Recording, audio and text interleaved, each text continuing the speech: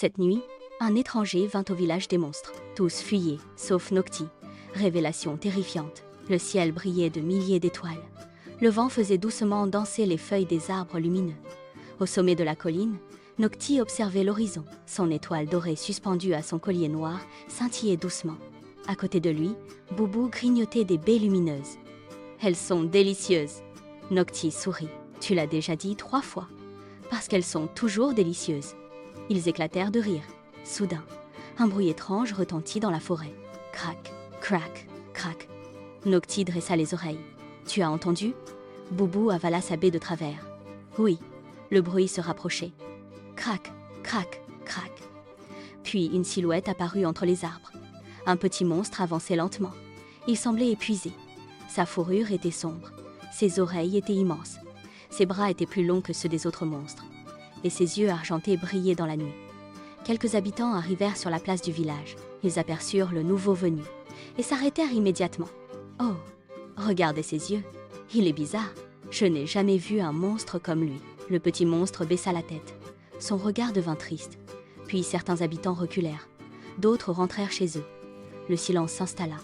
Le nouveau venu resta seul, complètement seul. Boubou regarda Noctis. Pourquoi personne ne lui parle? Noctis secoua la tête. Je ne sais pas. Le petit monstre commença à repartir. Alors Noctis courut vers lui. Attends, le nouveau venu sursauta.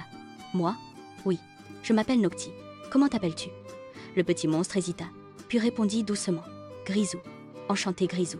Un minuscule sourire apparut sur son visage. Personne ne lui avait encore souhaité la bienvenue. Le lendemain matin, tout le village ne parlait que de lui. La petite monstre à lunettes consultait un énorme livre posé sur une table. Étrange, très étrange. Boubou regarda les pages. Qu'est-ce que tu cherches? Son espèce. Mais je ne trouve rien. Peut-être qu'il vient d'une planète secrète.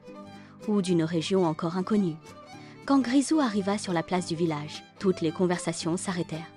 Puis chacun reprit ses activités, comme s'il n'existait pas. Grisou fit semblant de ne rien remarquer. Mais Noctis vit sa tristesse. Les jours passèrent, et rien ne changea. Quand les monstres jouaient à cache-cache, personne n'invitait Grisou. Quand ils organisaient des jeux, personne ne l'appelait. Quand ils mangeaient ensemble, une place restait vide à côté de lui.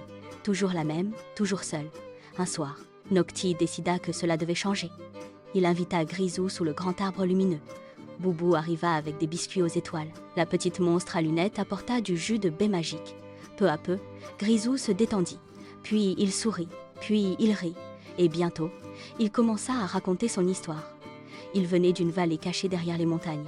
Une vallée où les arbres chantaient quand le vent soufflait. Une vallée où les fleurs changeaient de couleur selon les émotions.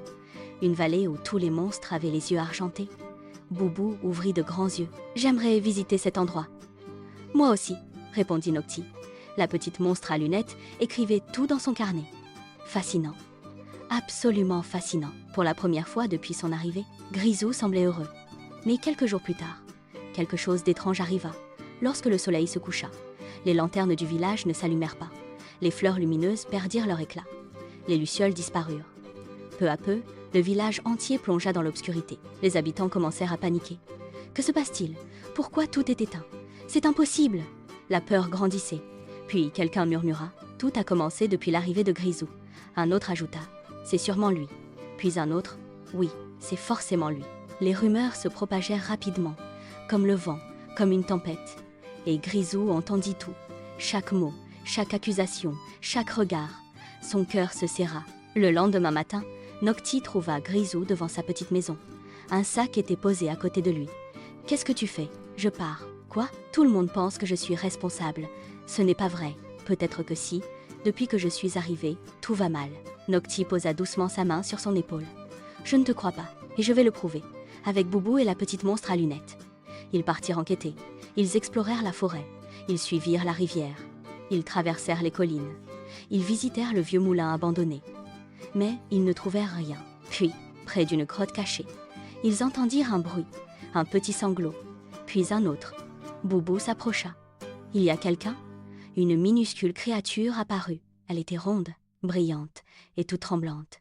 Des larmes coulaient sur ses joues. À chaque larme, une petite étincelle tombait au sol. La petite monstre à lunettes ajusta ses lunettes. « Je crois savoir ce que c'est. »« Quoi ?» demanda Noctis. « Une gardienne de lumière. La petite créature hocha la tête. C'est vrai. Un terrible orage m'a effrayée. Je me suis cachée ici. Et comme je protège toutes les lumières magiques du village, elles se sont éteintes avec moi.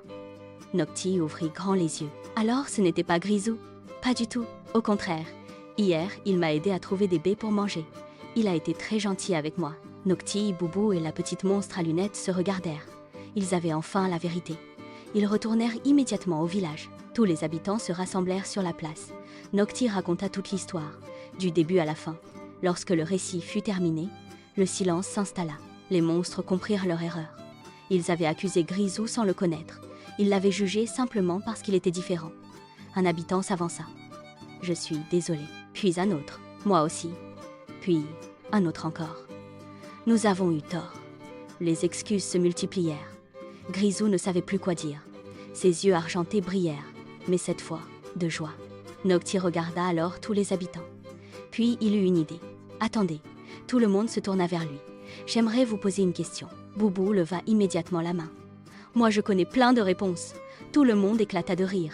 Nocti sourit. « Si toi aussi tu penses que chacun mérite une chance, fais un petit cœur avec tes mains. » Grisou regarda autour de lui. « Tu crois qu'ils vont le faire ?»« Bien sûr, » répondit Boubou. La petite monstre à lunettes ajusta ses lunettes. « Et si tu veux revenir vivre d'autres aventures avec nous, rejoins notre grande famille d'amis. Abonne-toi à la chaîne. Plus nous sommes nombreux, plus nous pouvons partager de belles histoires. » Grisou sourit. « J'aimerais beaucoup ça. » Le soir même, une immense fête fut organisée. Les lanternes brillèrent plus fort que jamais. Les fleurs lumineuses retrouvèrent leur couleur. Les lucioles dansèrent dans tout le village. La musique résonna sous les étoiles. Boubou mangea beaucoup trop de gâteaux.